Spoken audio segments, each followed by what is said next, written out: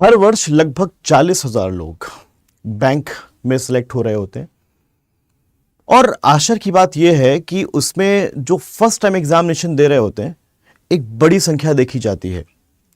जी हां दोस्तों, मैं बात कर रहा हूं भारतवर्ष में होने वाले बैंकिंग एग्जामिनेशंस की, जहां पर वनडे एग्जामिनेशन अगर बात की जाए कुछ फेज में बटा होता है और अगर आप वो सारे फेज क्वालिफाई कर लेते हो, क्लियर कर लेते हो, तो आपका सिलेक्शन पक्का हो जाता है। बताना चाहूंगा कि अमूमन अगर मैं बैंक एग्जाम्स की बात करूं तो आपके नॉन टेक्निकल अगर पीओ की बात करूं या फिर क्लरिकल की बात करूं तो लगभग 7 एग्जामिनेशन आपके वर्ष में हो रहे होते हैं। और एक अच्छी बात यह है कि इन सातों एग्जामिनेशन का जो सिलेबस है वो सेम होता है। तो अगर हम एक सिलेबस को पढ़कर यूं कहूं कि 7 बार एग्जाम देने का मौका मिल रहा है तो आई थिंक इससे अच्छी अपॉर्चुनिटी नहीं हो सकती है। अगर मैं बात करूं और भी जो एग्जामिनेशंस होते हैं आपका, जैसे कि नीट हुआ या फिर लेट्स से आपका यहां पर बहुत सारे ऐसे एग्जामिनेशन जो वर्ष में एक बार ही आते हैं, तो उसके लिए आप साल भर पढ़ते हो तो आपके पास एक ही मौका होता है, लेकिन यहां पर लगभग 6 से 7 मौके आपको मिल रहे होते हैं। जी हां, आज मैं बताने जा रहा हूं आप लोगों की एक फ्रेशर, एक बिगिनर जो तैयारी शुरू करता है आखिरकार उसको किस तरीके से तैयारी करनी चाहिए। यह बात हमेशा याद रखिएगा कि आपके पास वही 24 घंटे होते हैं जो एक एग्जाम क्रैक कर रहा होता है स्टूडेंट, उसके पास भी वही होते हैं, लेकिन उस व्यक्ति ने उन पर्टिकुलर 24 आवर्स का यूज कैसे किया, उन दिनों का यूज कैसे किया और आपने कैसे यूज किया, यह महत्व रखता है।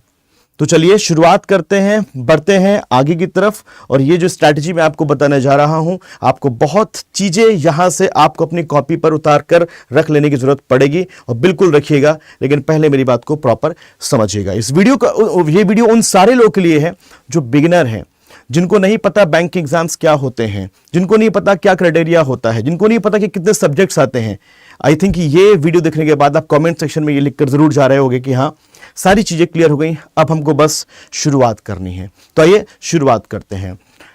सबसे पहले मैं आपको बता दूं कि 2026 में जो आगे आने वाले जो आपके एग्जामिनेशंस हैं, ठीक है, आपको बता दूं कि जितने भी एसबीआई आपका हो गया और आरबीआई हो गया और कुछ आपके कॉमर्शियल बैंक से अगर बात की जाए, आपका क्या बोलते हैं central bank of India, union bank of India, UCO bank, ये सब जो एग्जाम है वो आईबीपीएस करा रहा होता है, संगठित करा करके एक परीक्षा के तहत, ठीक है।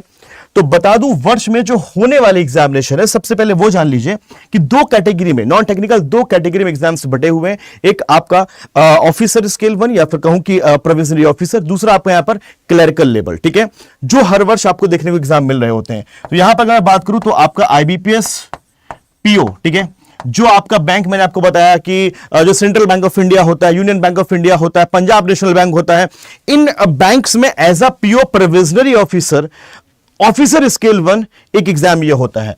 दूसरा अगर मैं जाऊं यहां पर तो आईबीपीएस क्लर्क, ठीक है, दूसरा एग्जाम वर्ष का जो आईबीपीएस कंडक्ट करा रहा होता है। हालांकि जितने भी आपके एग्जाम्स होते हैं बैंक से रिलेटेड, सारे एग्जाम को कंडक्ट कराने वाली बॉडी आईबीपीएस है, ये बात ध्यान रखिएगा, ठीक है।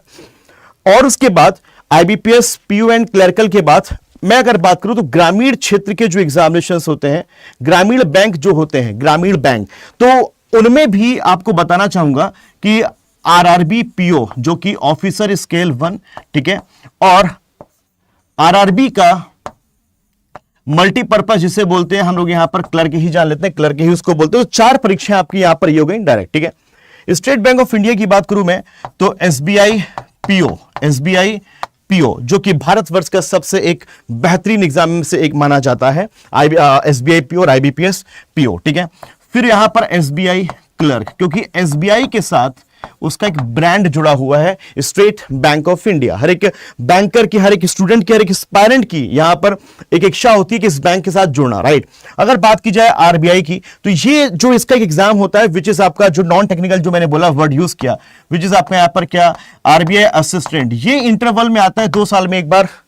पूरी उम्मीद है कि इस वर्ष आरबीआई असिस्टेंट देखने को मिल सकता है। अगर इस बार नहीं मिला तो नेक्स्ट टाइम देखने को पक्का मिलने वाला है, ठीक है ना। तो ये 4 2 6 एक साथ ये आपके नॉन टेक्निकल एग्जामिनेशंस यहां पर आपके सामने जो व्यक्ति है वो दे सकता है, ठीक है।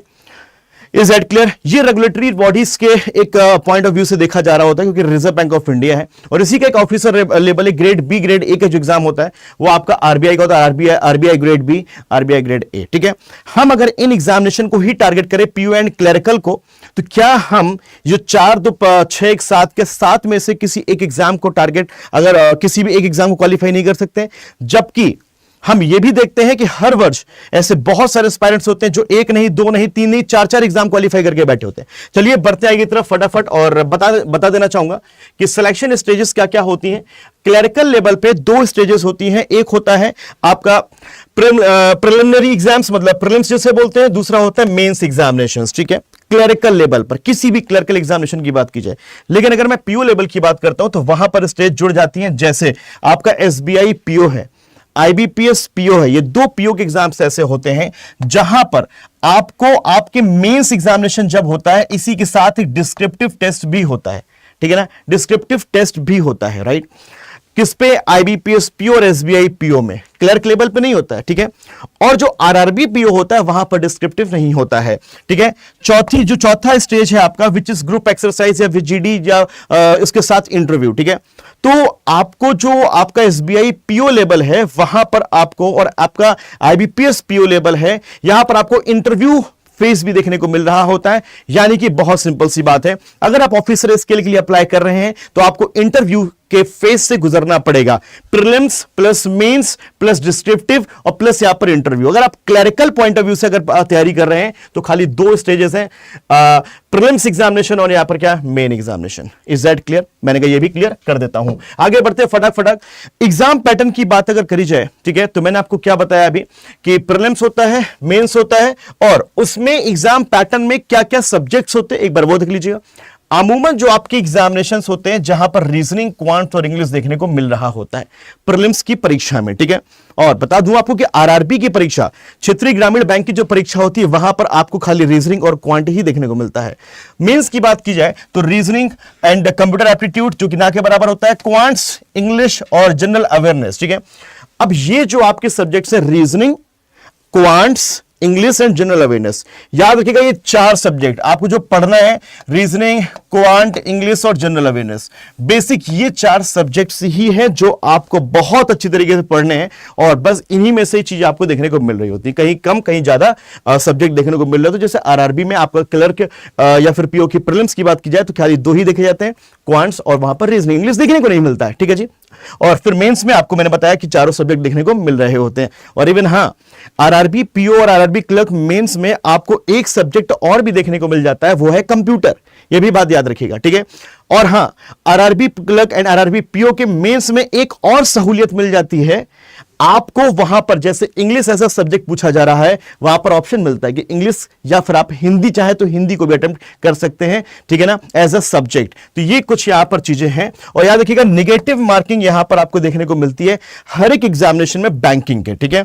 0.25 मतलब 1/4 नेगेटिव मार्किंग देखने को मिलती है। साथ में प्रिलिमिनरी एग्जामिनेशंस में आपके मल्टीपल शिफ्ट्स में पेपर होते हैं, कई एग्जाम्स ऐसे होते हैं जो 3-3 दिन चलते हैं और 4-4 शिफ्ट में चलते हैं।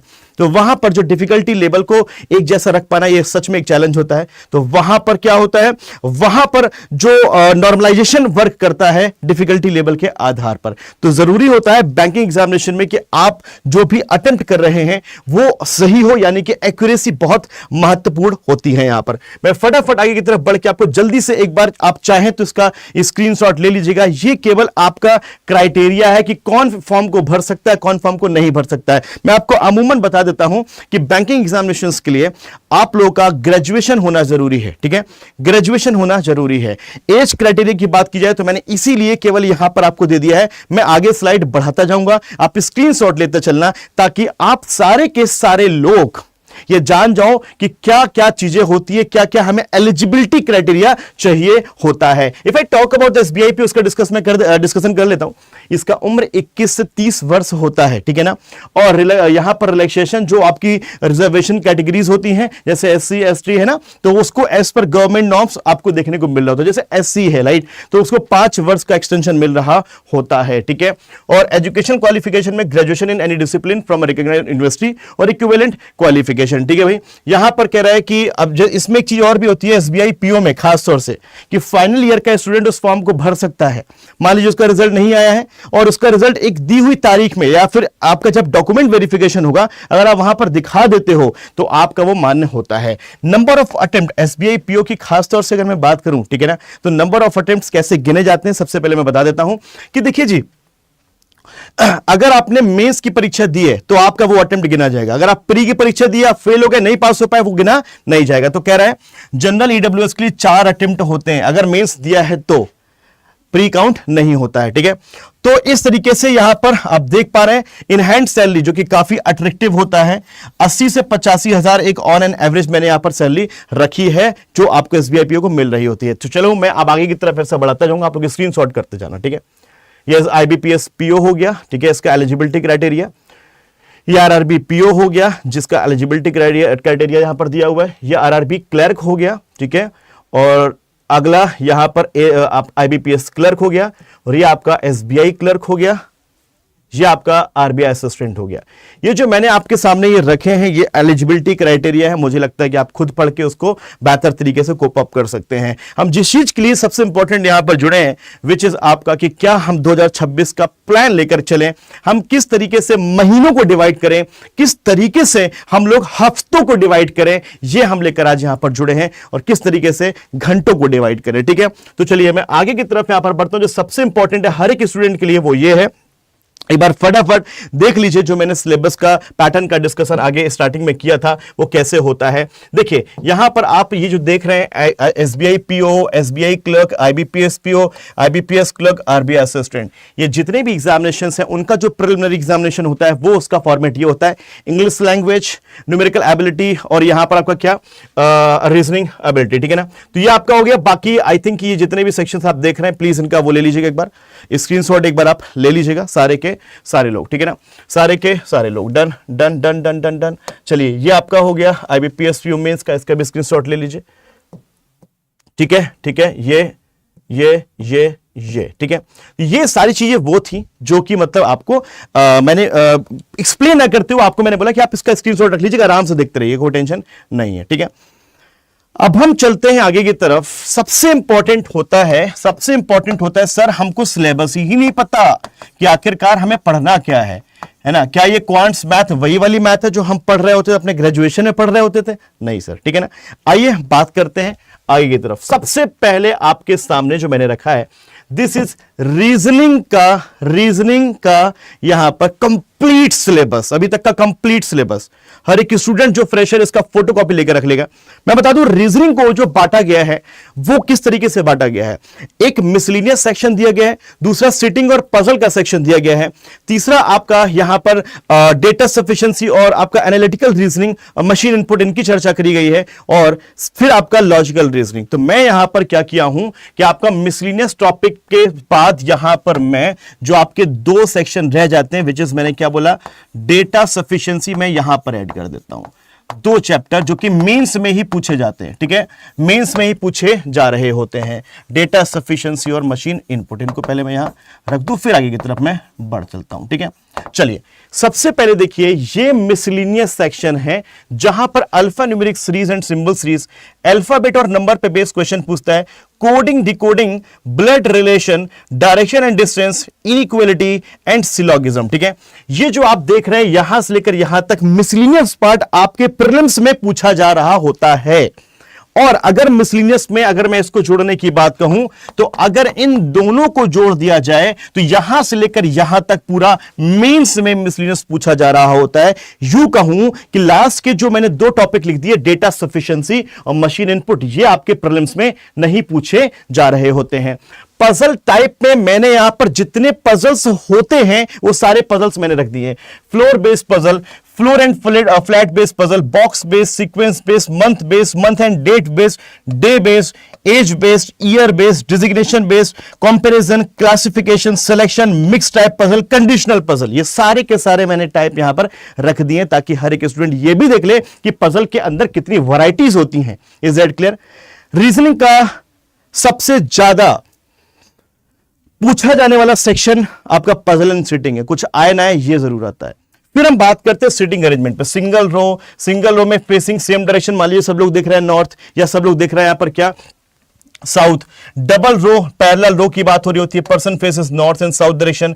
सर्कल में सब लोग अंदर की तरफ, सर्कल में सब लोग बाहर की तरफ, सर्कल में सब लोग अंदर या बाहर की तरफ। Square rectangle arrangement, square all inside और all outside.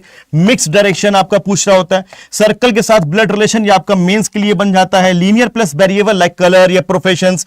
Square plus floor और डिपार्टमेंट। तो ये जो आपके हैं वो टाइप्स ऑफ क्या है, सिटिंग अरेंजमेंट है। ठीक है, अगर हम बात करें यहां पर तो ये आपका मिसलिनियस सेक्शन, ये पजल और ये सिटिंग, और अगला यहां पर जो है विच इज आपका क्रिटिकल रीजनिंग, जो कि मेंस की परीक्षाओं में अगर मैं बात करूं यहां पर, चाहे वो क्लर्कल की परीक्षा हो या फिर पीओ, पहले क्लर्कल की परीक्षा में आपका क्रिटिकल रीजनिंग नहीं पूछा जाता था, लेकिन आज क्रिटिकल रीजनिंग भी पूछा जा रहा है। ठीक है, तो यहां पर statement and assumption, statement conclusion, statement argument, statement and course of action, cause and effects, drawing inferences, strengthen, weaken, evaluate, flaw detection and यहां पर कंबाइंड लॉजिकल रीजनिंग। ये रहा आपका रीजनिंग का कंप्लीट आपका सिलेबस जो आपको पढ़ना है। तो बताना चाहूंगा कि आपके रीजनिंग में जो ये वाला पार्ट जो आपका रहा मिसलिनियस का, ये बहुत इंटरेस्टिंग है, बहुत इंटरेस्टिंग है, और उससे भी ज्यादा इंटरेस्टिंग ये पार्ट होता है।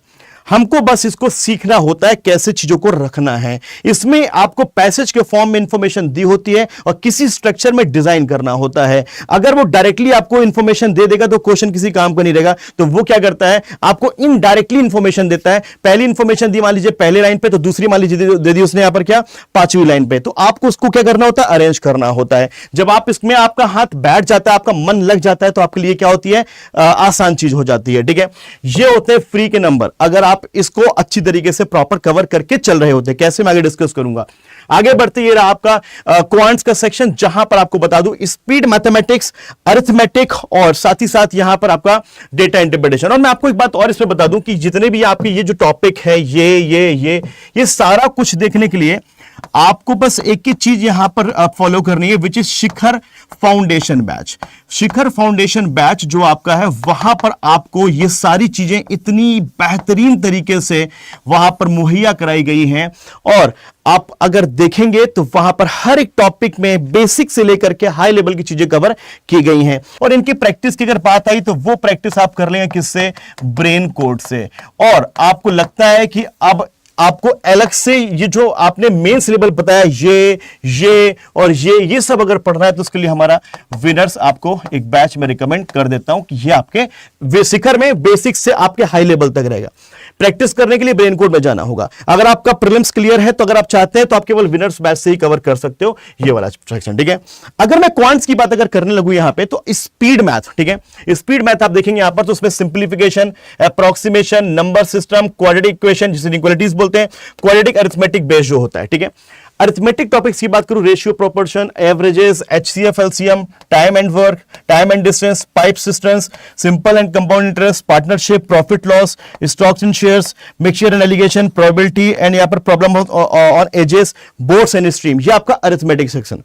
कहते हैं कि मैथमेटिक्स में, क्वांट्स में जो आपका ये अरिथमेटिक्स पैसेज आपका होता है, ठीक है, पार्ट होता है, यहां पर काफी लोग यहां पर कहते हैं यार हमसे नहीं बन रहा है, लेकिन मुझे लगता है कि अगर आप समय देंगे, अरिथमेटिक एक ऐसा पार्ट होता है मैथमेटिक्स का जो बड़ा प्रैक्टिकल होता है। अगर आप प्रैक्टिकल जाकर सीख रहे होंगे, लर्निंग ले रहे होंगे, तो आप बना पा रहे होंगे। अगर आप फॉर्मूला बेस्ड ही हो जाएंगे तो शायद भूलने का डर है। शिखर बैच हिंदी मीडियम में होगा, यानी दोनों होता है, बाइलिंगुअल होता है, हिंदी भी लिखी होती है और इंग्लिश भी लिखी होती है दोस्त। ठीक है ना, आगे बढ़ते हैं।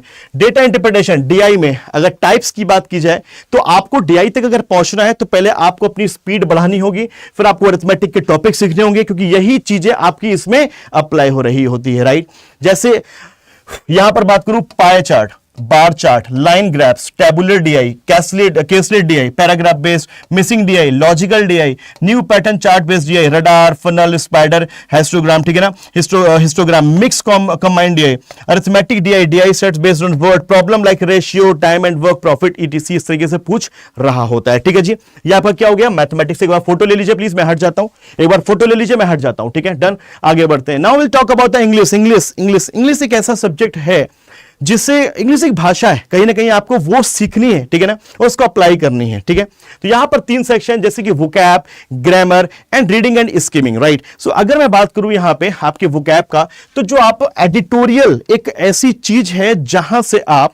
जहां से आपका एग्जामिनर भी वोकैब को पिक कर रहा होता है। कई बार तो देखा गया है डायरेक्टली पैसेज को उसने पिक कर लिया है। तो आपकी इंग्लिश में जो आपका ये वोकैब सेक्शन है, क्योंकि आप किसी भी चीज को बेहतर तब कर सकते हैं जब उसको आपको वोकैब पता हो। तो वोकैब आपको यहां पर जैसे synonym and antonym, one word substitution, idiom, phrases, phrasal verbs, ये आपका वोकैब का पार्ट आ जाता है जिसे आपको बढ़िया करना होता है। दूसरा ग्रामर, जैसे tenses, advance tenses, subject verb, agreement, active and passive voice, narration, noun pronoun, verb, adverbs, adjectives, advance verbs, modal verbs, articles and all, ये आपका किसका, आपका ग्रामर का पार्ट हो गया। अब यहां पर जो आपका रीडिंग कॉम्प्रिहेंशन वाला पार्ट है, स्किमिंग वाला पार्ट है, जिसमें आपको reading comprehension, RC, cloze test, para jumble sentence, rearrangement, error detections, fillers, हमने इनको यहां पर टॉपिक वाइज इनको यहां पर शामिल कर दिया। ठीक है, तो आप इनका भी एक बार प्लीज फोटो ले लेंगे, स्क्रीनशॉट ले लेंगे, ताकि आप लोग क्या कर सकें, टॉपिक वाइज आपके पास चीजें हो, ताकि आप उस पर आप पढ़ना शुरू कर सके कि हाँ भाई ये टॉपिक्स होते हैं। ठीक है ना, आगे बढ़ते हैं। चौथा सब्जेक्ट आपका यहां पर क्या, जनरल अवेयरनेस। ठीक है, जनरल अवेयरनेस की बात की जाए तो ये ऐसा टॉपिक होता है, ये ऐसा सब्जेक्ट होता है जो कि आपके जो एकेडमिक्स था वहां पर कहीं पर भी ये नहीं देखा जाता था, और कहीं ना कहीं यहां पर ये स्टार्टिंग में बोरिंग लगता है कि क्या करे क्या ना करे। लेकिन आपके पढ़ने का तरीका ऐसा होना चाहिए जो आपको वहां पर इस चीज को इंटरेस्ट बनाए। जैसे कि अगर देखा जाए कि जो आपका करंट अफेयर सेक्शन है, मॉर्निंग 7 है हमारे यहां चल रहा होता है, डेफिनेटली आप पढ़ेंगे, आपको मजा आ जाएगा। ठीक है, तो इसमें बैंकिंग अवेयरनेस की बात की जाए तो देखो, बैंकिंग बेसिक्स यहां पर आपके जो history of banking and in India, functions of banks and all, financial and monetary concept, NPA, Basel norms and all, important banking organisation and system, RBI, SEBI, NABARD, ये आपका बैंकिंग अवेयरनेस की जो स्कीम्स वगैरह होती हैं वो उसमें आपका कवर हो जाएगा। Now will talk about current affairs, तो आपका national affairs, international affairs, banking and economy current affairs, state wise current affairs, ये चीज आती है। स्ट्रैटेजी के आज बहुत ना के बराबर पूछी आ रही होती है, बहुत ना के बराबर पूछी आ रही होती है। तो आज पूछी आ रही होती है यहां पर क्या, करंट स्टैटिक जीके या फिर बैंकिंग जीके जो आपको पार्ट मिल रहा होता है, Indian static GK, Indian polity and economy, international static GK, miscellaneous, books and author है ना, इंटरनेशनल या फिर नेशनल या फिर awards and honours, important sports trophies, terms, nicknames of cities, famous personalities है ना, एंड फाउंडर, राइट। तो कहने का मतलब ये जो आपका जीए वाला पार्ट है, इसमें मैं आपको बता दूं कि लास्ट 6 मंथ सबसे ज्यादा पूछा जा रहा होता है, लास्ट 6 मंथ सबसे ज्यादा पूछा जा रहा होता है। अगर आप अपने 6 मंथ की प्रिपरेशन, चूंकि हमको पता है 2026 के जो एग्जामिनेशन होते हैं वो शुरू होते हैं लगभग आपके जुलाई, अगस्त सितंबर से स्टार्ट हो रहे होते हैं। तो अगर हम 6 महीने अपनी आदत अभी से स्टार्ट कर लेंगे, डेवलप कर लेंगे ना, तो हम हर महीने करंट अफेयर्स कवर करते हुए जा रहे होंगे। हमको ऐसा नहीं करना होगा कि हम यार स्टार्ट कर रहे हैं एग्जाम के 2 महीने पहले, अब पिछले 4 महीने करंट अफेयर्स हमको पहले पढ़ना है, वो भार पूरा आ गया। अभी से हम हर दिन का करंट अफेयर्स पढ़ते जाएंगे, तो ये 6 मंथ का करंट अफेयर्स आपके फिंगर टिप्स में होगा। ठीक है जी, और हाँ, कभी कभी होता है कि इसके पहले कभी आ जाता है, लेकिन बहुत कम पार्ट, 5% या यहां पर 7%, ठीक है ना, इस तरीके से आपको देखने को मिलता है। तो आप थोड़ा सा 2 महीने पहले का भी देख सकते हैं करंट अफेयर्स, राइट। जैसे अगर आप अभी से स्टार्ट करेंगे तो आपके लिए बहुत स्ट्रांग है कि आप यहां पर इवन मैं कह लूं कि 9 महीने करीबन आपके पास हो जाएंगे करंट अफेयर्स की। आपकी आदत भी पढ़नी बहुत जरूरी है, राइट। तो आपका जनरल अवेयरनेस हो गया। इसके बाद बात करता हूं सीधे, ये हमारे जो सिलेबस था हमने उसका चर्चा किया। अब हम चलते हैं यहां पर क्या स्ट्रेटेजी हम लेकर चले यार, हम किस तरीके से टाइम का यूज करें। ठीक है, हम अपने उस पूरे दिन में कितने घंटे की बात करें, 13-14 घंटे पढ़ना, नहीं भाई इतना नहीं पढ़ना यार। इतना पढ़ोगे ना तो भाई मैं लिटरली बता रहा हूं कि पागल अगल हो जाओगे। नहीं, हमको अब उतना पढ़ना है जिससे हम मैक्सिमम आउटपुट निकाल सके। हमको ऐसा नहीं करना है कि यार हम 14-15 घंटे बैठे हैं उस पर्टिकुलर स्टडी टेबल पर और चीजें हम ग्रैब नहीं कर पा रहे हैं। हमको अपनी एफिशिएंसी बड़ी करनी है, हमको अपना कंसंट्रेशन स्ट्रांग रखना है। ऐसा नहीं कि हम एक ही दुनिया में खोए हैं। आपके लिए 10 घंटे सफिशिएंट है दोस्त, इज दैट क्लियर? कैसे डिवाइड करिए, आइए मैं बात करता हूं। अब चलते हैं, बात करते हैं हमारी स्ट्रेटजी की, चूंकि यहां से स्ट्रेटजी शुरू होती है हमारी, ठीक है? तो प्लीज फोकस रहिएगा। देखिए, रीजनिंग और क्वांट दो ऐसे सब्जेक्ट होते हैं जो प्रैक्टिकल सब्जेक्ट होते हैं, जिनको बनाएंगे तो आंसर आएगा। Is that clear? इंग्लिश एक ऐसा सब्जेक्ट है जहां पर क्या हमको पढ़ना है और आंसर करना है, कोई वहां पर अप्रोच नहीं लगानी कि भाई साहब फॉर्मूला लगाना है, नहीं। जी एक ऐसा सेक्शन है, पढ़ना है और हमको आंसर टिक करना है, राइट? लेकिन रीजनिंग और क्वांट में ऐसा नहीं होता है, ठीक है? आपको आपके प्रैक्टिकल सब्जेक्ट्स के लिए, जो कि रीजनिंग और आपका यहां पर क्वांट्स हैं, 3 घंटे खुद को देने चाहिए। पहली बात तो ये जान लीजिए, ठीक है ना? 3 घंटे देने चाहिए आपकी स्टडीज को लेकर के, ये लिख लो कहीं। जितने भी फ्रेशर से मैं उनकी बात कर रहा हूं, बिगिनर उनकी बात कर रहा हूं। अगर इंग्लिश की बात की जाए तो यहां पर 2 घंटे आप दीजिए। इनको कैसे तोड़ना है ये भी मैंने बताया। स्ट्रेटेजी तो अभी स्टार्ट हुई है, स्ट्रेटेजी तो अब स्टार्ट हुई ना। अभी तक तो हम क्या देख रहे थे कि बैंक होता क्या है, एग्जाम क्या सिलेबस होता है, right? Now will talk about the GA. 2 घंटे जीए को आपको यहां पर देना होगा, क्योंकि ये एक ऐसा सब्जेक्ट है जो आपको एग्जाम के 2 महीने पहले, एग्जाम के 1 महीने पहले नहीं आता है। आप सोचिए कि तब शुरू करेंगे तो नहीं, आप बिल्कुल परेशान हो जाइएगा। और ये एक ऐसा सब्जेक्ट होता है जो मेंस का एक पूरा क्या गेम पलटता है। दैट्स व्हाई इसको लेकर चलना है। आइए बढ़ते हैं। और ये भी नहीं है कि 10 घंटे आप लगातार पढ़ रहे हैं। आप अपने आप को, अपना जो समय है वो इस तरीके से बांटिए कि लेट से अगर हम 3 घंटे पढ़ रहे हैं तो उसके बाद हमारे पास करीबन 1 घंटे का या पौन घंटे का ब्रेक हो, जिसमें मैं थोड़ा सा यहां पर क्या आराम भी कर सकूं, अपनी आंखों को भी आराम दे सकूं एंड ऑल। इस तरीके से करना है, ठीक है भाई? आगे बढ़ते हैं। गोल क्या है हमारा? टॉपिक स्ट्रांग करना। सबसे पहले एक स्टूडेंट का जो बिगिनर है, गोल ये होता है कि मुझे अपना टॉपिक स्ट्रांग करना है, ठीक है? और तभी क्या होगा? कॉन्फिडेंस बिल्ड होगा, ठीक है? कॉन्फिडेंस क्या होगा? तभी बिल्ड होगा। ये बात दिमाग में रख लीजिए। Topic strong, confidence build. अब सोचो, हम कहते हैं कि मेरे दोस्त ने कहा था कि मॉक देने से मार्क्स बढ़ जाते हैं। अब मैंने भाई साहब टॉपिक पढ़ा नहीं, सीधे मैं मॉक देने चला गया। कैसे बढ़ेंगे भाई? हाँ, जब आपको टॉपिक ही स्ट्रांग नहीं है तो आप तो क्या बोलते हैं, आप मान लीजिए आपने नहीं पढ़ा लिखा, आपके सामने मशीन इनपुट आ जाए, नहीं कर पाएंगे आप। आपने कभी पढ़ा ही नहीं है, नहीं पढ़ा, आपने पजल आ जाए, कर ही नहीं पाएंगे। तो कॉन्फिडेंस बिल्ड तब होता है जब टॉपिक बिल्ड होता है, हमारा टॉपिक स्ट्रांग होता है, ठीक है जी? तो चलिए शुरुआत करते हैं, बढ़ते किस किस तरीके से हमको पढ़ना है ये भी मैं लेकर के आप लोग के लिए आया हूं यहां पर, ठीक है? इस वीडियो को प्लीज ज्यादा से ज्यादा शेयर करिएगा अपने दोस्तों के बीच, उन दोस्तों के बीच जो दोस्त यहां पर प्रिपरेशन करना चाहते हैं। रीजनिंग एंड क्वांट्स के लिए 3 घंटे जो मैंने आपको दिया है, ठीक है?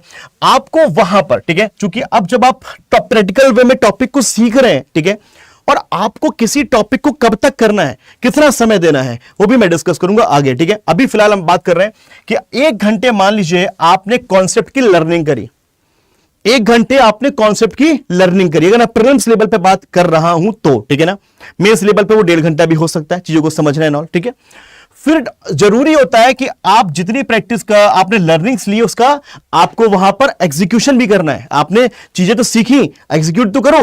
तो प्रैक्टिस बहुत बहुत बहुत बहुत इंपॉर्टेंट है। Is that clear?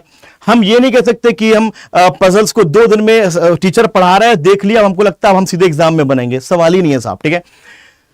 और आधे घंटे आप ये जरूर दो क्विज, कि हमने जो प्रैक्टिस करी है, क्या मैं एक क्विज दे दी मैंने कि 5 मिनट में तुमको 7 क्वेश्चन करने हैं, 5 मिनट में तुमको 10 क्वेश्चन करने हैं। आपने ये कह लो कि रिवीजन कर लेना है। आधे घंटे खुद को रिवीजन के लिए जरूर देना है। या फिर आप क्विज दे लो। लेट से कि आज मैंने इस वीक, लेट से मैंने आज मान लीजिए एक कॉन्सेप्ट पढ़ा इनइक्वलिटी का, है ना, और क्या बोलते विदाउट कॉमा वाला, सिंगल स्टेटमेंट वाला। तो लास्ट के हाफ एन आवर मैंने कहा भाई प्रैक्टिस करने के बाद, 1.5 घंटे की प्रैक्टिस करने के बाद लाओ मैं क्विज दे लेता हूं। मैं क्या करूंगा? क्विज दूंगा। तो मेरा कॉन्फिडेंस उस क्विज जब मैं दे रहा हूंगा तो बड़ा ही अच्छा बेहतर हो जाएगा, यार मैंने जितना पढ़ा मैं उसको एग्जीक्यूट कर पा रहा हूं, ठीक है? सेम आपको करना है क्वांट्स के साथ भी। 1 घंटे का बेसिक कॉन्सेप्ट पढ़ा आपने उसके बाद क्या करना है? प्रैक्टिस करना है। और फिर जो आपका मिल रहा 15 मिनट है और आपका आधा घंटा है, उसमें आप क्या करेंगे? रिवीजन कर सकते हैं, क्विज लगा सकते हैं, ठीक है? आपको क्विज अड्डा 24/7 की एप्लीकेशन में बहुत सारी मिल जाएंगी, आप एक बार ट्राई करिएगा, ठीक है? आपके पास जिसके पास भी अड्डा 24/7 की एप्लीकेशन नहीं है, फ्री क्विज़ेस अगर आपको चाहिए तो एप्लीकेशन डिस्क्रिप्शन बॉक्स में लिंक दिया होगा एप्लीकेशन का, उसको आप इंस्टॉल कर लेना। Now will talk about the English 2 hours. Same वही चीज कि आप 30 मिनट, ये इंपॉर्टेंट है, इंग्लिश का ये पार्ट इंपॉर्टेंट है। इंग्लिश में बच्चा एडिटोरियल नहीं कर रहा होता है। मुझे लगता है कि एडिटोरियल पढ़ना जरूर चाहिए। आपको एटलीस्ट 1 आरसी करना चाहिए, उसके लिए एक पैसेज पढ़ना बहुत जरूरी है। आपकी पैसेज पढ़ने की जो क्षमता है ना, वो हर दिन डेवलप होनी चाहिए, हर दिन बढ़नी चाहिए, राइट? रीडिंग पूरा खेल यहां पर डिसाइड करता है। तो आप 30 मिनट एटलीस्ट खुद को जरूर दीजिए। हो सकता है स्टार्टिंग में समय ज्यादा लग रहा हो, 40 मिनट लग रहा हो, 45 मिनट लग रहा हो एंड ऑल, ठीक है। तो हम ऊपर नीचे कर सकते हैं क्योंकि 10 घंटे वहां दिए हैं। चाहो तो आप मैनेज कर सकते हो, 10 घंटे 15 मिनट भी कर सकते हो अगर यहां पर समय देना चाह रहे हो। फिर धीरे धीरे धीरे धीरे क्या होगा, आदत जब पड़ जाएगी जल्दी पढ़ने की तो वो 30 मिनट भी आ जाएगा। तो editorial reading plus vocab 10 new words in a day जरूर करिए आप, जरूर से जरूर करिए, ये बात ध्यान रखिएगा। फिर 45 मिनट का बेसिक कॉन्सेप्ट लर्निंग, आपने कोई भी टॉपिक पढ़ा हो 45 मिनट आपने उसका बेसिक कॉन्सेप्ट सीखा, फिर आपने 45 मिनट की यहां पर क्या करी, प्रैक्टिस करी, या फिर आपने क्या किया, क्विज लगाया। ये आप रखिएगा डेली बेसिस पर इंग्लिश को लेकर के। क्वांट्स को रीजनिंग को लेकर 3 घंटे आपने दिए, 6 घंटे हो गए, 2 घंटे पे किस में इंग्लिश में होगा, राइट। याद रखिएगा, प्रैक्टिकल टिप आपको दे रहा हूं इंग्लिश के लिए कि रीडिंग से कॉम्प्रिहेंशन एंड ग्रामर दोनों इंप्रूव होता है, ये बात ध्यान रखिएगा। आप रीडिंग जरूर करिए, आप पढ़िए जरूर पैसेज है, ठीक है। डेली एक editorial, underline new words plus idioms, आप अंडरलाइन भी करिए कि भैया ये न्यू वर्ड्स है एडिटोरियल के ऊपर, ठीक है। ईडियम एंड फ्रेज है, उसको भी आप अंडरलाइन करिए और उसको किसी भी पर्टिकुलर निमोनिक के थ्रू उसको याद करिए, है ना, उदाहरण की तरह उसको याद करिए कि यार इसको ऐसे करने से जो टीचर्स बताते हैं ना वैसे करके, ठीक है। आगे बढ़ता हूं तो शायद यहां पर ये हेडिंग मिस्टेक है और ये क्या है, जनरल अवेयरनेस का, किसका है, जनरल अवेयरनेस को आप यहां पर कितना 2 घंटे दे रहे हैं, कितना 2 आवर्स यहां पर आप दे रहे हैं। 1 घंटा डेली करंट अफेयर्स आपको पढ़ना है, ठीक है। मॉर्निंग में सुबह 7 बजे हमारे अंडर 24 में करंट अफेयर्स होता है, आप चाहे तो वहां से पढ़ सकते हैं। Is that clear? क्योंकि बहुत ही मस्त पढ़ा रहे होते हैं सर, चीजें बड़ी कोप अप कर पाएंगे आप। 45 मिनट आप बैंकिंग अवेयरनेस का जो टर्म्स एंड आरबीआई अपडेट्स जो है वो आप पढ़िए एज अ फाउंडेशन जो आप ले रहे हैं, ठीक है। और फिर उसके बाद 15 मिनट का समय दीजिए, रिवीजन कर लीजिए या फिर क्विज की प्रैक्टिस कर लीजिए। कि आज मान लीजिए आप करंट अफेयर्स पढ़ रहे हैं, आप 2 दिन पहले का क्विज दीजिएगा कि 2 दिन पहले का आपको याद है कि नहीं है, तो आप इस तरीके से आप ये बिल्ड कर सकते हो। प्रैक्टिकल टिप इसके लिए ये है जीए के लिए कि 6 मंथ का capsule plus monthly revision best होता है, ये बात ध्यान रखिएगा, ठीक है। बैंकिंग प्लस इकोनॉमी सेक्शन को डेली टच करते रहो, मतलब उसको देखते रहो, रिवाइज करते रहो, भले 10 मिनट फटाफट, 15 मिनट फटाफट आपने वहां पर रिवाइज कर लिया।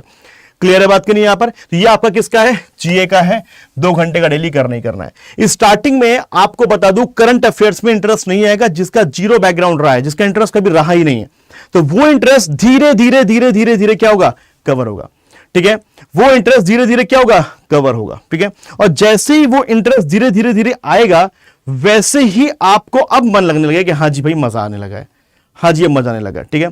सर 8 बजे बैंकर्स अड्डा पे वैभव सर की, हाँ मतलब चाहे आशीष सर से पढ़ो या वैभव सर से पढ़ो, दोनों अच्छे एजुकेटर है, आप डिसाइड कर सकते हो जिससे आपको बढ़िया लग रहा है, ठीक है। आगे बढ़ते हैं, हाउ टू डिवाइड डे। सबसे इंपॉर्टेंट तो ये सर कि 6 मंथ तो सर सबके पास होते हैं, 6 मंथ तो सबके पास होते हैं। अब 6 मंथ का यूज कैसे करना है? अगर आपको दे दिया जाए कि लो भैया तुमको हम 1 करोड़ रुपए दे रहे हैं, अब तुमको इससे अपना बढ़िया बिजनेस शुरू करना है, बिजनेस आपको बिल्ड करना है, बड़ा करना है। यार जरूरी नहीं है कि तुमको हम 1 करोड़ दें और बगल वाले को दे, दोनों तुम लोग बिजनेस को डेवलप कर दो, बिल्ड कर दो, नहीं। उसके लिए भी स्किल्स होने चाहिए कि डिवाइड कैसे करें, हम क्या चीज करें जिससे कि हम पैसे से पैसा बना सकें। सो आपको यहां पर 6 मंथ को डिवाइड करना होगा। किस तरीके से डिवाइड किया जाए, हमने घंटों में कैसे डिवाइड करना है वो तो हमने पहले बता दिया है, ठीक है ना। आप डिसाइड कर सकते हो कि हमको पढ़ना कैसे है। मॉर्निंग में आप कर लो रीजनिंग पढ़ लेते हैं भैया हम यहाँ पे, ठीक है। दोपहर में आप कर लो कि यार एक काम करते हैं इंग्लिश कर लेते हैं, शाम में आप क्वांट्स कर लेते हैं। इस तरीके से आप डिवाइड कर सकते हो। आपका जो जीए वाला सेक्शन है वो मॉर्निंग में हम करके शाम में रिवीजन कर लेंगे, ऐसे भी कर सकते हो। ये आपके ऊपर है क्योंकि हर व्यक्ति का समय उसके अनुसार उसको डिवाइड करना होता है, ठीक है जी। आगे बढ़ते हैं। सबसे पहले मैं आपको एक एग्जाम्पल दे रहा हूं, मैं आपको एक यहां पर रेफरेंस दे रहा हूं, एग्जांपल दे रहा हूं कि आप किसी भी सेक्शन को, जैसे मैंने यहां पर रीजनिंग को बताया कि किस किस तरीके से आप लेकर चलेंगे। देखिए मेरा मानना यह है कि आप में से बहुत सारे लोग जो यहां पर यह मानते हैं कि प्री कर लो मींस बाद में करेंगे, दिस इज बैड स्ट्रैटेजी। आपको याद रखना है कि आप प्री के साथ साथ, फाउंडेशन के साथ साथ, प्री के साथ साथ मेंस को भी लेकर चलेंगे। है क्या मेंस? मेंस किसी भी पर्टिकुलर चैप्टर में आए हुए जो प्रश्न होते हैं उसका लेंथी फॉर्म होता है, ठीक है ना। तो हम जब एक किसी भी पर्टिकुलर टाइप को पढ़ रहे हैं तो क्यों ना हम उसके लेंथी एक लेवल तक पढ़ाई करें, बस यही इसी का नाम मेंस होता है। आप दिमाग से अगर ये निकाल दो कि मेंस कुछ होता है तो आपके पास एक चीज रह जाएगी कि मुझे रीजनिंग का ये पर्टिकुलर टॉपिक अल्फा न्यूमेरिक इसको कवर करना है, इसमें जितने टाइप होते हैं मुझे इसे कवर करना है। कुछ टाइप ऐसे होंगे जो कि क्या होंगे, आपके कमजोर होंगे, वीक होंगे, राइट, मतलब आपके लेवल पे वीक होंगे, ठीक है। कुछ ऐसे होंगे कि यार थोड़ा लंदी होंगे, स्ट्रांग होंगे, या टफ होंगे, या कठिन होंगे आपकी भाषा में। आपको एक बात लेकर चलनी है कि मुझे अपने इन 6 महीनों में 4 महीने, कितने महीने बच्चों, 4 मंथ मुझे देना है लर्निंग्स में। किसमें देना है, 4 मंथ आपको देना है किसमें, मैं लिख देता हूं यहां पर, लर्निंग में, कॉन्सेप्ट लर्निंग में, प्लस यहां पर प्रैक्टिस में, क्या, प्रैक्टिस में, प्लस यहां पर क्विजेस में, प्लस यहां पर क्विजेस में, प्लस यहां पर आपके चैप्टर वाइज मॉक, ठीक है ना, चैप्टर वाइज मॉक, और साथ ही साथ यहां पर आपके मिक्स चैप्टर मॉक, मतलब कि इंडिविजुअल आपका चैप्टर मॉक, ठीक है, और यहां पर मिक्स टॉपिक आपको मॉक, इस तरीके से चलना होगा।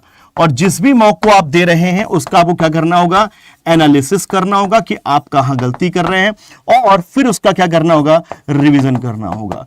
बहुत सिंपल सी चीज मैंने आपको यहां पर लिख दी है कि 4 महीनों में मुझे क्या क्या काम करने हैं। मुझे कॉन्सेप्ट लर्निंग करनी है, और फिर मुझे उसका क्या करना है, प्रैक्टिस करनी है, फिर मुझे जो भी मैंने सीखा उस पर क्विज देना है, फिर मुझे क्या करना है कि मॉक देना है आपका चैप्टर वाइज या फिर mix chapter wise. Complete mock नहीं देना है, ये बात ध्यान रखना, 2-3 चैप्टर को मिलाकर के एक मॉक आपने दे दिया वहां पे, ठीक है। और एनालिसिस जरूर करना है कि हम जो भी टेस्ट दे रहे हैं उसका एनालिसिस क्या कहता है, हम कहां कमजोर पड़ गए, कहां हम बहुत अच्छे थे, और ठीक है। आइए, तो यहां पर आपके 4 महीनों में आपके पास 16 हफ्ते होंगे, 16 वीक्स होंगे, ठीक है। अब ये जो 16 वीक्स होंगे आपको किस तरीके से लेकर चलना है वो सुनिए। किसी भी महीने में कम से कम 28 दिन होते हैं, वो 1 महीना होता है, बाकी के यहां पर 30 दिन या फिर 31 दिन होते हैं। मैं मान लेता हूं कि आप किसी भी महीने की अगर बात करी जाए तो आपको वहां पर 4 वीक प्लस यहां पर 2 या फिर 3 दिन मैं मान लेता हूं, ठीक है, 2 या 3 डेज। मैंने वहां फरवरी को थोड़ा अवॉइड कर दिया है, ठीक है ना, 2 या 3 डेज, ठीक है, इस तरीके से। तो मैंने क्या किया कि मैं मान लीजिए यहां पर अल्फा न्यूमेरिक सीरीज को उठा रहा हूं, ठीक है। अल्फा न्यूमेरिक सीरीज का मैंने फर्स्ट वीक, पूरा फर्स्ट वीक 1 से लेकर के 7 दिन, आप ऐसे डिवाइड करना, आप जिस दिन से भी शुरू कर रहे हो आप दिन के हिसाब से डिवाइड करना कि मैं इस तारीख से इस तारीख तक ये करने वाला हूं। और आप अपनी स्टडी एरिया को ना इतना पॉजिटिव बना के रखिए कि आपको बैठने का मन करे वहां पे। ऐसा नहीं कि कहीं पे भाई साहब फंसर गए, किसी भी बेड में लेट गए, किसी भी चटाई में लेट गए, नहीं, आप अपने स्टडी एरिया को इतना बढ़िया बनाइए, एटमॉस्फेयर इतना अच्छा रखिए, सुबह पूजा करिए उस स्थान की ताकि आपका मन लगे वहां पे, ठीक है। आपने एक 7 दिन डिसाइड किया कि भैया इस तारीख से इस तारीख तक मैं ये चैप्टर करने वाला हूं, तो आपने क्या किया, अल्फा न्यूमेरिक के बेसिक से लेकर के हाई लेवल तक की कॉन्सेप्ट लर्निंग करी, और उसकी प्रैक्टिस करी, और उस पर क्विज दिया, और उस पर आपने चैप्टर मॉक दिया। ये आपको करना है। याद रखना कि इस 1 वीक की अगर बात की जाए तो यहां पर आपको कैसे डिवाइड करना है, 6+1 डिवाइड करना है। सर ये 6+1 का मतलब क्या है, 6+1 का मतलब यह है कि 6 दिन तो आपने कॉन्सेप्ट सीख करके वहां पर प्रैक्टिस एंड सब कुछ करी, लेकिन आपका जो लास्ट डे होना चाहिए, 7th डे होना चाहिए, उस डे में आपको कोशिश करनी है कि मैक्सिमम प्रैक्टिस करूं मैं हाई लेवल तक के क्वेश्चंस की। वो आपको 7वां दिन इस तरीके से रखना होगा। अगर आप हर दिन कॉन्सेप्ट पढ़ते रह जाएंगे 7 दिन, तो मेरे ख्याल से आप प्रैक्टिस नहीं कर पा रहे हो। यहां तो प्रैक्टिस जो कर रहे हो कम समय में, लेकिन जो 7वां दिन होना चाहिए 3 घंटा आपका, वो 3 घंटे केवल और केवल प्रैक्टिस का होना चाहिए, उस चैप्टर को डेडिकेट होना चाहिए जो चैप्टर आपने यहां पर इस हफ्ते पढ़ा हुआ है। क्लियर है बात की नहीं? यहां पे सेम आपका कोडिंग, इनइक्वालिटी, सिलॉगिज्म, सबको एक एक हफ्ता दो। और ये चीज आप जो देख रहे हो ना, ये बेसिक से मेंस लेवल तक की है। आप जब किसी भी चीज को 6 दिन पढ़ रहे होगे, कॉन्सेप्ट लर्निंग कर रहे होगे, है ना, प्रैक्टिस कर रहे होगे, अरे मजाल की वो चीज तुमसे बाहर चली जाए, नहीं जा सकती है। आपने क्या किया, पहले ये जो आप देख रहे हैं यहां पे पजल एंड सेटिंग, आपने 2 वीक्स जो यहां पर दिए, पहले आप प्री की लर्निंग में दो, कोई टेंशन नहीं है, प्रीलिम्स की लर्निंग में दिया आपने। लेकिन जो लास्ट वीक आपका रहा, यहां पर आपको मेंस भी शुरुआत कर देना है, मेंस प्लस प्री के पजल की शुरुआत कर देना है, ठीक है। आप अगर प्री की पजल्स यहां पर लगा रहे हो 2, तो एक कम से कम मेंस की पजल लगानी ही लगानी है, यह बात आपको ध्यान रखना है, ठीक है। सेम ऐसे यहां पर सीटिंग अरेंजमेंट के साथ में ही। अब मैं आपको बताता हूं कि महीने के पर्टिकुलर जो आपके 2 से 3 दिन बच रहे होंगे, इन 2-3 दिनों में आप लोगों को उस हफ्ते में, उस महीने में आपने जितने भी चैप्टर पढ़े हैं उन सबको कंबाइंड करके क्या करना है, टेस्ट देना है। Combined test plus practice plus revision करना है। तो मैं मान के चलता हूं कि वहां पर 3 दिन जो आपके पास रहेंगे, चाहे वो रीजनिंग के लिए हो जो 3 घंटे डिसाइड किए हैं, चाहे मैथ्स के हो, चाहे इंग्लिश के हो, आप वहां पर ये काम कर रहे होंगे। सर एक बात याद रखिएगा कि आपको समय उतना ही मिला है जितना किसी और को मिला है। आप अगर ये सोचेंगे अरे बहुत समय है, मैं सच बताऊं कोई समय नहीं होता है। जब हम करीब पहुंच चुके होते हैं उस पर्टिकुलर एग्जाम के, तो लगता है यार हम क्या गवा कर आ चुके हैं यहां पे। दैट इज वाई तोड़ो यहां पर अपने इस पर्टिकुलर 6 महीनों को, 4 महीने आपके कॉन्सेप्ट लर्निंग में, प्रैक्टिस में, क्विज़ेस में। अब जो लास्ट के 2 महीने आपके बच रहे होंगे, ठीक है, उसमें क्या करेंगे आप, उसको समझना होगा। सर एप्लीकेशन प्लस एक्यूरेसी, याद रखिए कि बैंकिंग एग्जामिनेशन में एक्यूरेसी का पूरा पूरा पावर है, यह बात ध्यान रखिएगा। गोल क्या है, apply what you learn plus test speed. आपका गोल अब यहां होना चाहिए 2 महीने में कि आपने जो भी सीखा उसको अप्लाई करना है, आपने टेस्ट स्पीड में अपना ध्यान रखना है। मैं बता दूं इन 4 महीने अगर आप ऐसा करके आए जो मैंने बोला है, और उस चीज को एक बात और याद रखना है, इसमें एक चीज और मैं आपको याद दिला दूं, ठीक है, इस चीज में आप लोग को एक और चीज ऐड करनी है, विच इज आपका कि आपकी डेली रिपोर्ट। डेली रिपोर्ट का अर्थ यह होता है कि आपने किसी भी चैप्टर को पढ़ा, उस चैप्टर का आप क्या करिए, उस चैप्टर का आप नाम डालिए, उस चैप्टर का नाम लिखिए, और चैप्टर के अंदर जो उसकी कैटेगरी है, टाइप लिखिए कि आपने क्या टाइप पढ़ा, ठीक है ना। फिर आपका वहां पर प्रैक्टिस आपने किया या फिर नहीं किया, ठीक है ना, वो भी आप लिखिए वहां पर। और फिर यहां लिखिए क्विजेस, ठीक है ना, आपने दिया या फिर नहीं दिया। और फिर ये फाइनल रिमार्क कि तुमने आज क्या फील किया, आज के चैप्टर में तुमने क्या फील किया। अब देखो यही हम तुमको बना करके दे देंगे, ठीक है, तो हो सकता है तुमसे हम पैसे वैसे भी ले लें यार, लेकिन नहीं, हम कहेंगे कि आपको सादे पन्ने में इतनी कैटेगरी बना लेनी है और आपको खुद से वहां पर यह काम करना है डेली बेसिस पर, ठीक है ना।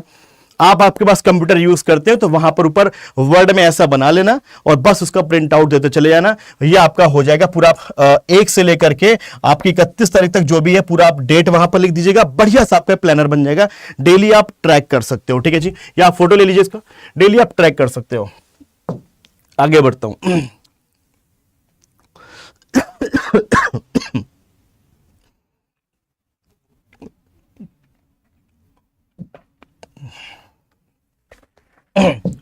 जब आप अपने 4 महीने बेहतरीन तरीके से यूज करके आप आ रहे होगे, अब 2 महीने जो आपके बाकी होंगे, उन 2 महीने में आपको मॉक लगाने हैं प्लस रिवीजन भी करना है। रिवीजन एक स्टूडेंट के जीवन से कभी जाना ही नहीं चाहिए, जाना ही नहीं चाहिए। आप जब स्टार्ट करें तो सेक्शनल मॉक फर्स्ट लगाएं, चाहे वो आपके इंग्लिश का हो, चाहे आपके रीजनिंग का हो, या फिर आपके यहां पर क्वांट्स का हो, ठीक है। आपको सेक्शनल मॉक सबसे पहले लगाने हैं। कोशिश करिए कि मैं 2 हफ्ते सेक्शनल वीक मॉक लगाने वाला हूं, 14 से 15 दिन सेक्शनल मॉक, रीजनिंग का अलग, क्वांट्स का अलग एंड ऑल, ये आप लगाइए, ठीक है। क्योंकि एक साथ बड़े मॉक में जब आप बैठते हो तो आप प्रेशराइज हो जाते हो, लेकिन आप छोटे छोटे मॉक से जब आप शुरू करते हो अपना प्रैक्टिस, तो फिर आपका मन बन जाता है, हाँ ठीक है भाई अब तो हम कंबाइन भी कर सकते हैं। फिर प्रैक्टिस करो फुल लेंथ मॉक की, ठीक है जी। मेंटेन करना है आपको mock analysis seat. Mock analysis seat क्या होती है, सुन लो, ये आपको बनानी है, ठीक है, ये आपको बनानी है। मॉक एनालिसिस सीट आपने ऊपर लिखा मॉक नंबर 01, ठीक है ना, ये लिखा, किसका है वो लिख देना, आरआरबी का है या जिसका भी आप दे रहे हो। और सबसे पहले मैं कहूंगा कि आप शुरुआत करिएगा आरआरबी क्लरिकल लेवल से, आरआरबी क्लरिकल लेवल, फिर आईबीपीएस क्लर्क लेवल, फिर एसबीआई क्लर्क लेवल, फिर आरआरबी पीओ लेवल, फिर आईबीपीएस पीओ लेवल, फिर एसबीआई पीओ लेवल, ठीक है जी। सो आपको रॉन्ग रीजन लिखो, क्यों रॉन्ग हुआ, जो भी क्वेश्चन, ये काम करना पड़ेगा, ये ध्यान रखना। और आपको वहां पर स्लो, अगर मान लीजिए कुछ कर पा रहे हो जिसमें समय ज्यादा लग रहा है, तो टेक्निक निकालो, भैया मैं कहां गलती कर रहा हूं, मैं क्या इस टेक्निक से कर सकता हूं। गेस करना अवॉइड करो, क्या इसका तो ये हो सकता है ना, लगा दो जय श्री राम, नहीं करना है भाई, बचना है आपको, क्या करना है, बचना है। तो आपको ये चीज करते रहना है। अब चूंकि आपका सिलेबस खत्म हो चुका है तो आपके कॉन्सेप्ट लर्निंग का टाइम वहां से बच रहा होगा आपके पास। अब जो 2 महीने बच रहे होंगे, ठीक है ना, आपका 5वां और ये 6वां महीना जो यहां पर आप रनिंग में होगा, तो वहां पर आपको क्या करना है, केवल मॉक करना है, प्लस वहां पर उसका एनालिसिस करना है, प्लस आपको वहां पर क्या रिवीजन करना है, और आपको क्या करना है, वहां पर कोशिश करते रहना है कि मैं कुछ नई नई टेक्निक्स खोजता रहूं जो अप्लाई करता रहूं, क्योंकि मॉक में टेक्निक्स आपको देखने को मिल जाती है, ठीक है। Revision plan, this is very important यार। जो रिवीजन नहीं कर रहा है भाई, जिसको लगता है कि मैंने एक बार सीख लिया बस हो गया भाई, नहीं, अरे निकलो भाई। क्वांट्स की बात की जाए, ऑल फॉर्मूला प्लस शॉर्टकट्स आप करते रहो। क्वांट्स आपने लेट से जो फॉर्मूला शीट बनाते हो जब आप रिवीजन करने के लिए, तो आप उसको देखते रहिए। आप 15 मिनट आदत डालिए कि मुझे 10 मिनट रोज ये देखना ही देखना है। रीजनिंग में पजल पैटर्न को, मिसलियस कॉन्सेप्ट को देखते रहो। जैसे मान लो कि क्या बोलते हैं सिलोगिज्म का, मान लीजिए मैंने कोई चैप्टर पढ़ाया आपको, ठीक है, तो आपके जो रूल्स वहां लिखे हैं, आपने 5 मिनट रूल देख लिया, 10 मिनट पूरा रूल देख लिया। पजल्स का एक आप रूल्स का बना लीजिए। मैंने आपको YouTube के ऊपर मैंने पढ़ाया, आपके एप्लीकेशन के ऊपर बताया रूल्स, उसको पढ़ लीजिएगा। लिखिएगा puzzle by Shubham sir. English में ग्रामर रूल्स को आप रिवाइज करते रहिए, भूल जाया करते हैं। वोकैब को हर दिन रिवाइज करते रहिए, नोटबुक में लिख लीजिए और उसका यूज करिए। This is very important. जी last month plus month capsule जो भी है उसको आप रिवाइज करते चलिए। रिवीजन प्लान आपका होना चाहिए। तो आपने अपने उन 6 महीनों को 4 महीने में जो बांटा, वहां पर आप वीकली उतरे और अपने 10-10 घंटे वहां पर दिए और वहां पर आपने अप्लाई करके काम किया। सोचिए साहब, 6 महीने के लिए गायब हो जाइए। लोग ये पूछने को तरस जाए भाई साहब कि भाई है कहां, लोग तुम्हें देखने के लिए तरस जाए। और जब तुम 6 महीने के बाद निकलो ना, कि तुम्हारे शकल की जो रंगत है ना वो अलग ही होगी मेरे भाई, ठीक है। और फिर उसके बाद एग्जाम बैक टू बैक लगे होंगे। बस आपको मॉक एनालिसिस रिवीजन इस तरीके से करते रहेंगे। आपके 1 नहीं 2 नहीं कितने एग्जाम निकलेंगे साहब। सोचिए आपने खुद को 6 महीना दिया है, 1 या 2 महीने नहीं दिया है। 4 महीने की कॉन्सेप्ट लर्निंग का मतलब समझ रहे हैं।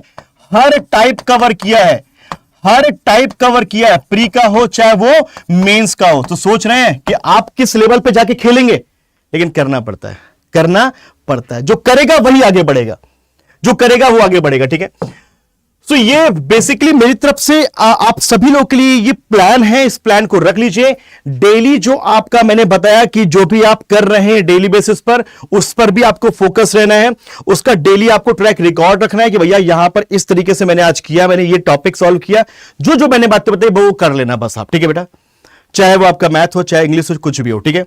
याद रखिएगा कि जब आप मॉक लगाओगे तो वहां पर आपको यह भी समझ में आएगा कि यार किस मॉक में कितना अटेम्प्ट करना भी है। वो आपको धीरे धीरे आता जाएगा। जैसे कि आरआरबी क्लर्क है, सर पूरे में पूरा अटेम्प्ट करना है, ठीक है, पूरे में पूरा अटेम्प्ट करना है। आरआरबी पीओ है, नहीं सर रोक के अटेम्प्ट करना है। 60 से 65 की भी टारगेट करना है, ठीक है। आईबीपीएस पीओ है, आईबीपीएस पीओ है भाई, सेम यही 60 से 65 की बीच टारगेट हमको करना है, ठीक है। आपका एसबीआई क्लर्क है, एसबीआई क्लर्क है सर, हमको यहां पर क्या 80 से 85 की बीच टारगेट करना है, ठीक है। तो ये टारगेट आपके धीरे धीरे धीरे धीरे खुद पता चलते जाएंगे। और इसके लिए आपको क्या करना पड़ेगा, प्रीवियस एनालिसिस जरूर देखो। प्रीवियस एनालिसिस आप यहां पर क्या करो, जरूर देखो। ये टारगेट स्कोर है, ठीक है, ये टारगेट स्कोर है, ठीक है। ये आपको जो करना है अपने मॉक में। So this is from my side. ये स्ट्रेटजी मैंने बता दी, क्योंकि याद रखिएगा कि हम चीजें बहुत सारी सुन तो लेते हैं लेकिन एग्जीक्यूट कितनी कर पाते हैं। ऐसे तो पूरा यूट्यूब भरा हुआ है ना स्ट्रेटजी से, लेकिन हम किस स्ट्रेटजी को अप्लाई कर रहे हैं वो बहुत महत्वपूर्ण है। आप शुरुआत करिए, आप शुरुआत करिए यहां पर क्या, आप शुरुआत करिए बिल्कुल फाउंडेशन बेस से। आप शुरुआत करिए फाउंडेशन, और किसी भी पुरानी प्लेलिस्ट को फॉलो मत करिए। मैं आपको बता रहा हूं, क्योंकि यार अब बहुत आगे चीजें आ चुकी हैं। आप किसी भी पुरानी प्लेलिस्ट को फॉलो मत करिए। इवन मेरी प्लेलिस्ट जो यूट्यूब के ऊपर पड़ी, मैं उसके लिए मना करता हूं, नहीं अब नहीं करना है उसको। क्यों? क्योंकि अब चीजें बदल गई हैं यार। सिलेबस में जो क्वेश्चन का एक जो लेवल है वो बदल चुका है। क्लियर है बात की नहीं यहां पे? तो आप पुरानी प्लेलिस्ट को छोड़ो, आप किसी भी नए प्लेलिस्ट को, किसी भी एक बैच को, फाउंडेशन बैच को मैं तो कहूंगा यहां पर आप लोग फॉलो करो। फाउंडेशन बैच लगभग आपका भी 4 से 5 महीने का, 3 से 4 महीने करीबन वहां पर रहता है, जहां आपका सिलेबस कंप्लीशन हो जाने वाला है। उसके अंदर बहुत अच्छी टेक्निक्स बताई जा रही होती है, क्योंकि आप वहां पर बेसिक से पढ़ रहे होते हो, बेसिक टू एडवांस पढ़ रहे होते हो, ठीक है, बेसिक टू एडवांस पढ़ रहे होते हो। आपके पास प्रैक्टिस का रिसोर्स बहुत अच्छा होना चाहिए। जैसे मैंने रीजनिंग के लिए आपको बता दिया, ब्रेन कोड आपके पास होना चाहिए। बाकी आप क्या कर सकते हो, सुप्रीम 2.0 की बुक ले सकते हो, 24/7 के स्टोर पर अवेलेबल है। और हाँ, द मोस्ट इंपॉर्टेंट थिंग, जब आप 2 महीने मॉक की प्रैक्टिस कर रहे होगे तो वहां पर आपके पास प्रीवियस ईयर में क्या पूछा गया वो बहुत जरूरी है, उसका भी आपके पास होना चाहिए रिकॉर्ड। और किसी भी चीज को देखना है, मैं अगर देखना चाहता हूं कि प्रीवियस 2 ईयर में एसबीआई क्लर्क लेवल पे कैसे कैसे क्वेश्चन आए, तो आपको कुछ कहीं नहीं जाना है, श्रीलंका या ब्रिटेन नहीं जाना है। सिंपल सी आपको बात वहां पर लिखनी है, क्या आपके वेब में कि भैया कि SBI clerk 2024 prelim analysis, SBI clerk 2024 mains analysis, आपको सामने दी जाए क्या क्या चीजें आई थी। सब कुछ यूट्यूब में पड़ा है, सब कुछ गूगल में पड़ा है, वो सब कुछ तुम्हारे सामने है, बस तुमको उसका यूज करना है भाई। क्या करना है? यूज करना है। मॉक्स आप 24/7 के दे सकते हैं। प्रैक्टिस के लिए क्वेश्चंस की बात आई तो आप सुप्रीम 2.0 का आंख बंद करके बुक ले सकते हो। 50+ का एक आप बुक ले सकते हो जिसमें आपके पिछले 5 वर्षों के आपको वहां पर क्या पेपर्स दिए हुए हैं, किस तरह के पेपर्स पूछे गए थे, ठीक है। बाकी अगर आपके रीजनिंग की बात कीजिए तो शुगर बैच की जो बात मैं कर रहा था, डेफिनेटली वो आपका इस महीने शुरू होने वाला है, 28 नवंबर में शुरू होने वाला है। आप उसको ज्वाइन जरूर करिएगा, उसका फीडबैक लीजिए। एक ऐसा बैच जो कि बेसिक से हाई एडवांस लेवल तक की चीजें उसमें मिल रही होती है, और इस बार उसमें कुछ ऐसी चीजें होने वाली हैं जो कि सच में इतनी अमेजिंग होगी, मजा आ जाएगा। बस ये बात ध्यान लो, ठीक है, क्योंकि आपका सबसे बड़ा प्रॉब्लम मेंस है ना, तो मेंस का आपको साथ ही नहीं छोड़ेंगे, साल भर आपको मेंस पढ़ाएंगे उस बैच के ऊपर, साल भर आपको मेंस पढ़ाएंगे शिखर बैच के ऊपर। एनीवेज, एक्स्ट्रा प्रैक्टिकल टिप ये है कि पोमोडोरो टेक्निक यूज कर सकते हो कि आपको कंटिन्यू नहीं बैठना है सीट में, जिससे आपका हेल्थ भी खराब हो सकता है।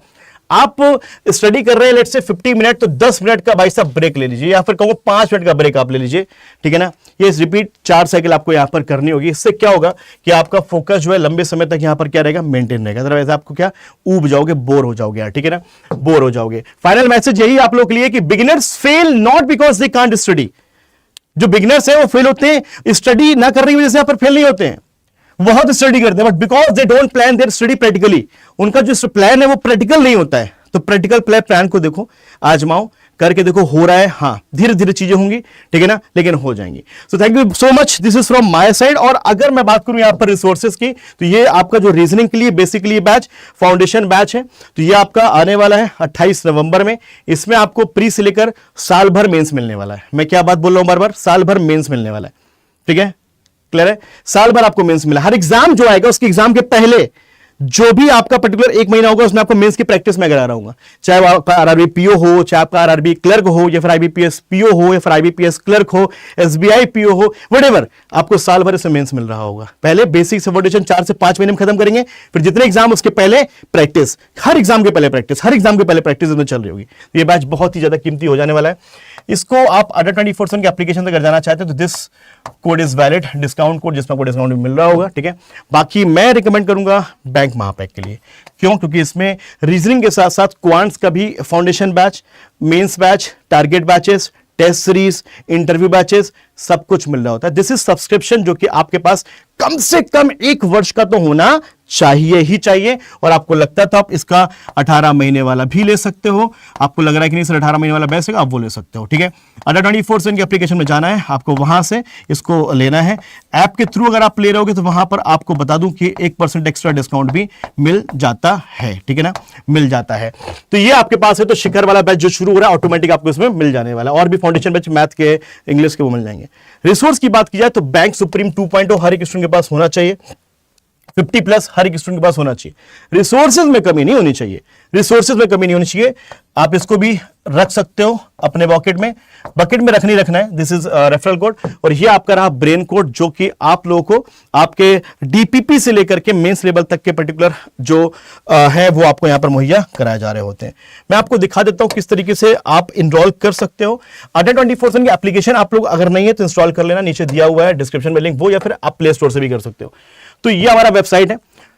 जब आप जाएंगे तो एप्लीकेशन में तो कुछ ऐसा सामने दिख रहा होगा, तो आपको क्या करना है, आप सीधे चले जाओ किस में, मैं आपको दिखा देता हूं, ठीक है। हाँ, ये बैंक एग्जाम 2026-27। तो जैसे आप यहां पर जाएंगे व्यू ऑल कर देना, जैसे व्यू ऑल करेंगे तो आप देखो यहां पर ये दिख रहा है शिखर फाउंडेशन बैच। आप चाहो तो इंडिविजुअल इसको ले सकते हो, कूपन कोड वही यूज करके Y261, आपके प्राइस जो भी कम हो जाएंगे। या फिर मैं अगर बोलूं तो आप महापैक की तरफ ही जाइएगा, महापैक इज द बेस्ट, क्योंकि उसमें सारे के सारे लोगों का बैच मिल रहा होता है। महापैक आपका कहां पर दिख रहा है, महापैक आपका यहां पर ये दिख रहा है, ठीक है। इस पे जाकर के आप इनरोल कर सकते हो। तो this is from my side, और जितने भी लोग हैं यहां पर अगर उनको स्ट्रेटेजी बढ़िया लगी हो प्लीज इसको अप्लाई करिएगा और देखिएगा आपको फायदा मिलना शुरू हो जाएगा। आज नहीं, आज 2 महीने बाद इस वीडियो को लिंक को सेव कर लीजिए, 2 महीने बाद इस पे कमेंट कर दीजिएगा हाँ सर फायदा हुआ है तो, नहीं हुआ है तो लिखिएगा जरूर comment section. Bye bye, take care, see you, love you all, अपना ख्याल रखना, जय हिंद, जय भारत दोस्तों।